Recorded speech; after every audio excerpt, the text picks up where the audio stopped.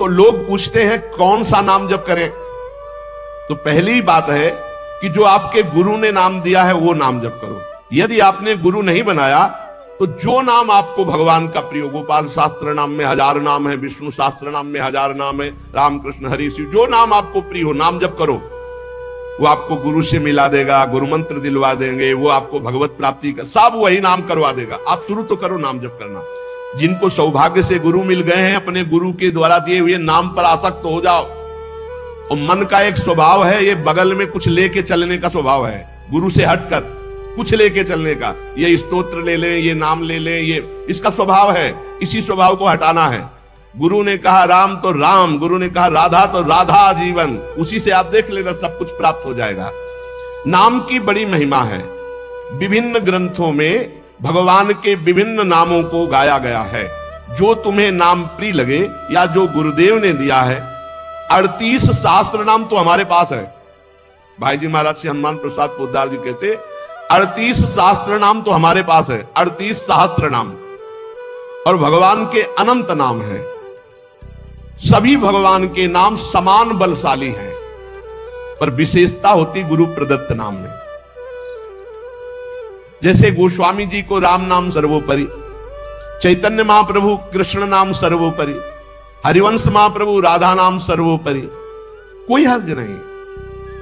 उसी एक परम तत्व के अनेकों नाम हैं, जिसको जो प्रिय लगे खूब पकड़ लो उस नाम को जोर से, बार बार उसे जपो। राधा राधा राधा राधा राधा। अब 2 घंटा जपा, इसके बाद दे दिया पूरे विश्व को, धन्य हो जाए हमारा विश्व, हो गया। क्योंकि आपका भजन उतना जाकर समाज को सुख पहुंचाएगा। इसलिए गुरु मुख से ही नाम जपना चाहिए।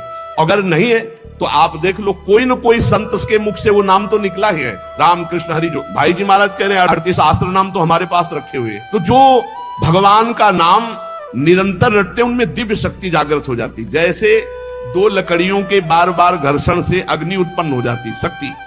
देखो ना, 2 पत्थरों को आप रगड़िए तो उनमें चिंगारी पैदा हो जाएगी। तो दिव्य चिदानंद में नाम जब हमारी जिह्वा पे रगड़ होती है, उसमें ऐसी महान शक्ति जागृत होती। ज्ञान भक्ति वैराग्य विपत्ति दुख का नाश सब।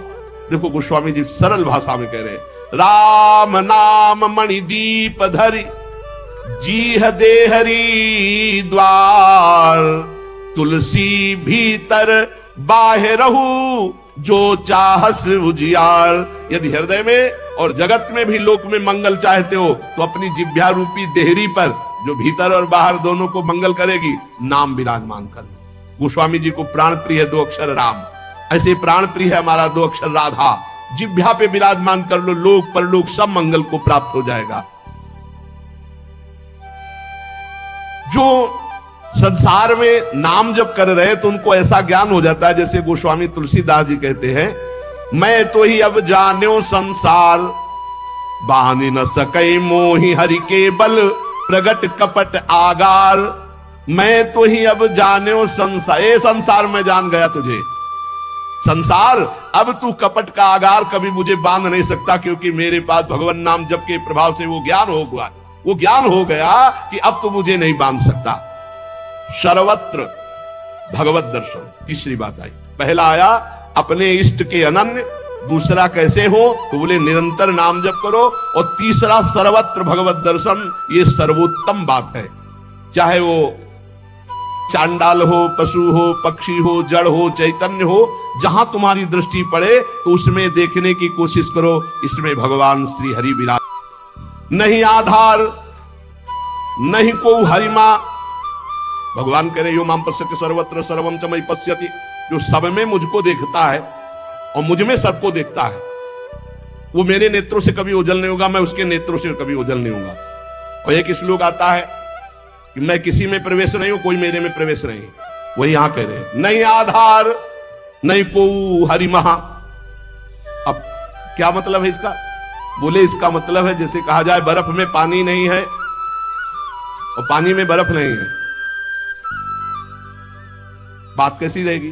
क्योंकि बर्फ ही पानी है, पानी ही बर्फ है, भेद ही नहीं है। तो कहा जाए बर्फ में पानी प्रवेश नहीं कर सकता और पानी में बर्फ प्रवेश नहीं कर सकती, उसकी अलग सत्ता नहीं।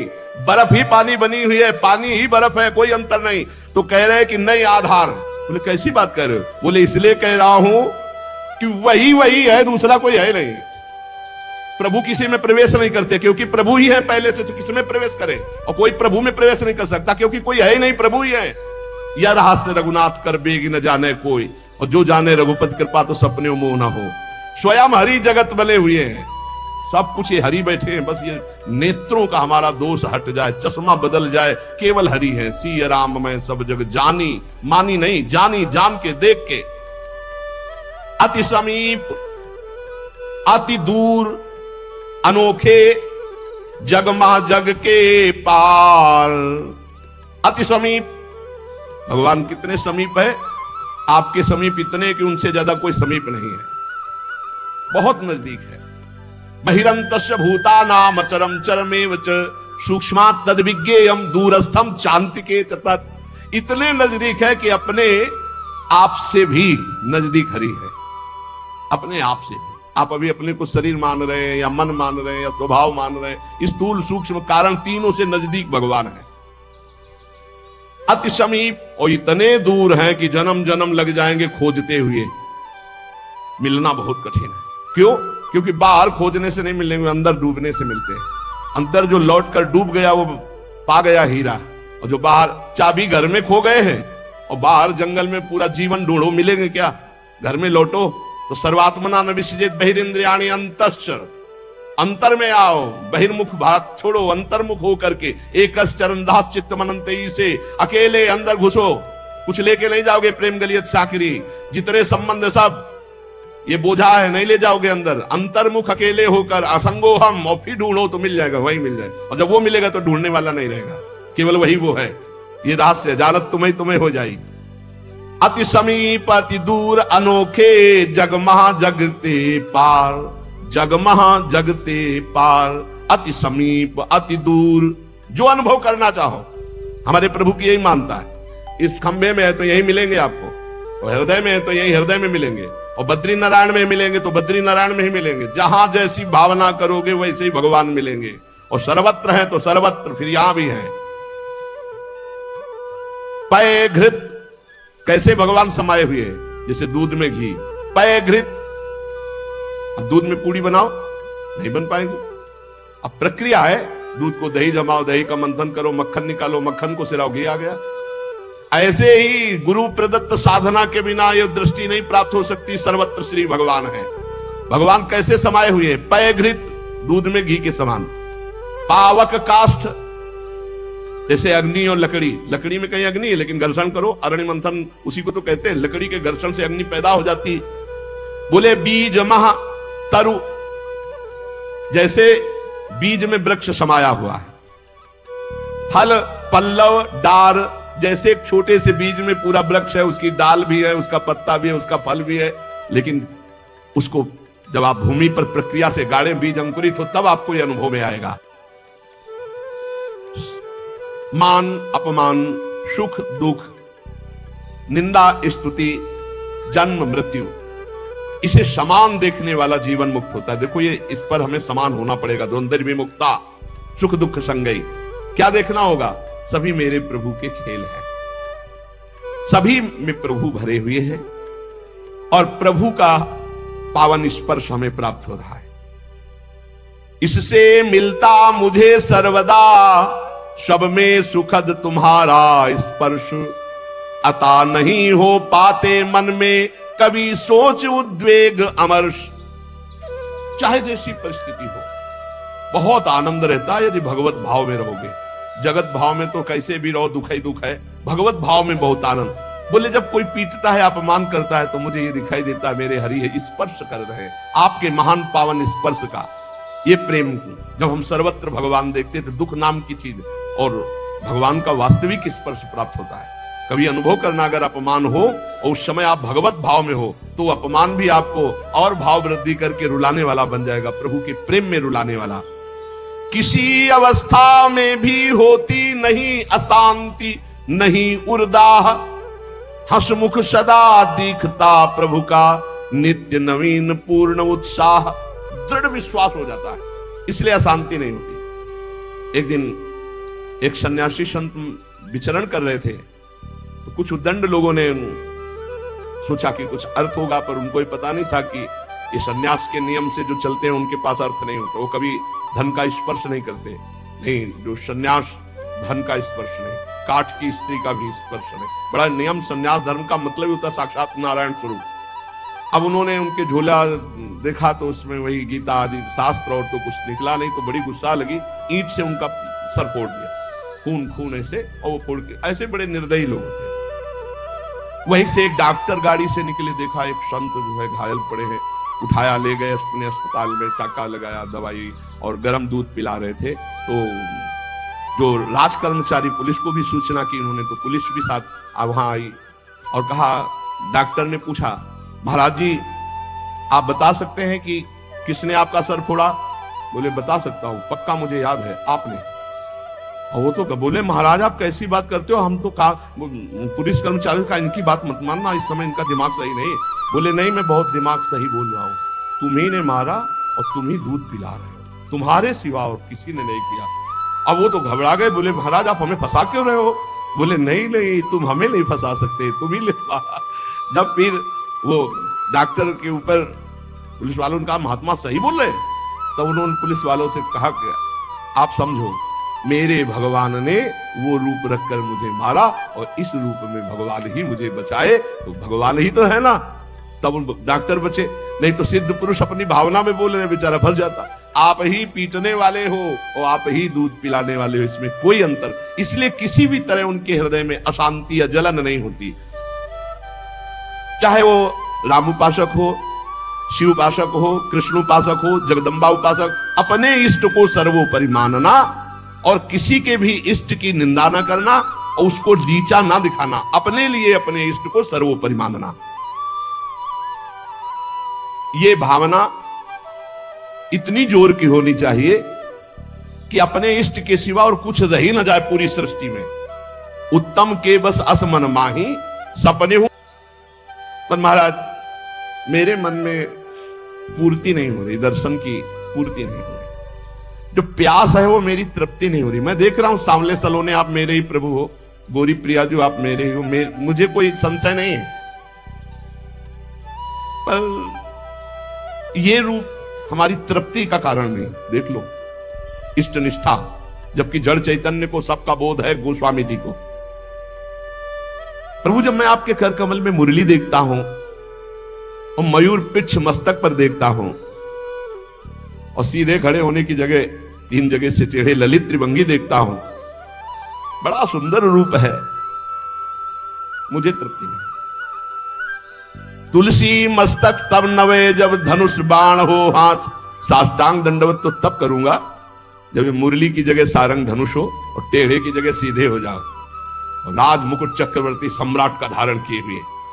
प्रभु मैं जानता हूं भले बने हो नाथ, मेरे ही नाथ हो, कोई अंतर नहीं, पर मैं साष्टांग दंडवत तभी करूंगा। जिस मंदिर में जाते हो वहीं प्रिया प्रीतम, तो वृंदावन है, यहाँ तो ढाक पात सब जगह राधा राधा राधा राधा, कृष्ण कृष्ण, ये तो प्रिया प्रीतम का महल है। तुलसीदास जी महाराज बड़ी एकाग्रता से विनय अंदर से किए,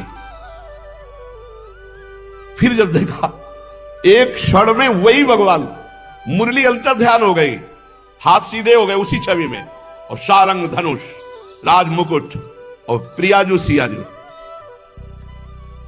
मुरली मुकुट दुराय के नाथ भय रघुनाथ, तत्काल सियाराम को साष्टांग दंडवत की जय जय प्रभु जी। इतने बड़े महापुरुष ने यह सिद्धांत स्थापित किया, यद्यपि प्रभु आप ही हो, कहा कहूं छवि आज की भले बने हो नाथ, पर तुलसी मस्तक तब नवे जब धनुष बाण हो। ऐसे अपने इष्ट देव की निष्ठा होनी चाहिए, आप ही हो प्रभु, लेकिन नाथ हमारे हृदय को तृप्ति जब होगी जब हमारे रघुनाथ जी के रूप में आप दर्शन दो। ऐसे ही अपने एक प्रसंग आता है रसिक अनन्य माल में, हरिदास जी उनका नाम, शायद हरिदास तुलाधार नाम था, जो जगन्नाथ जी के संतों के दर्शन के लिए यात्रा कर रहे थे, तो रास्ते में देखा एक गाय पर आक्रमण किया सिंह ने। रसिकानंद माल में चरित्र है। उन्होंने तत्काल संकल्प किया, मन वचन कर्म से यदि मैं भगवान का भक्त हूं तो मैं अपने सामने एक गौ हिंसा नहीं देख सकता। तो उन्होंने सिंह को कहा कि प्रार्थना है, रुक जाइए आप।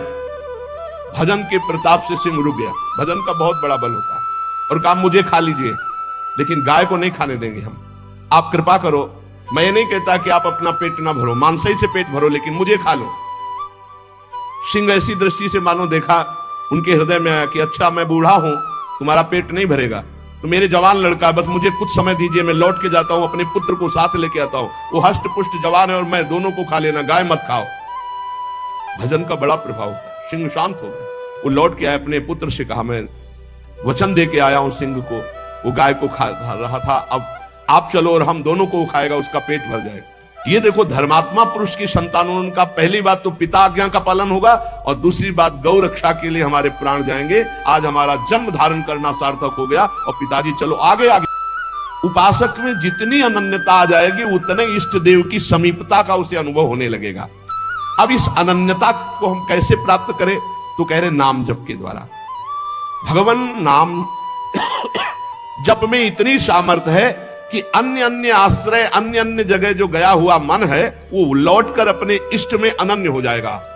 दुख मरण दारुण में भी तुम मधुर दिखाते मोहन रूप, होता सब विस्मरण एक बच रहता चिन्मय मोद अनूप।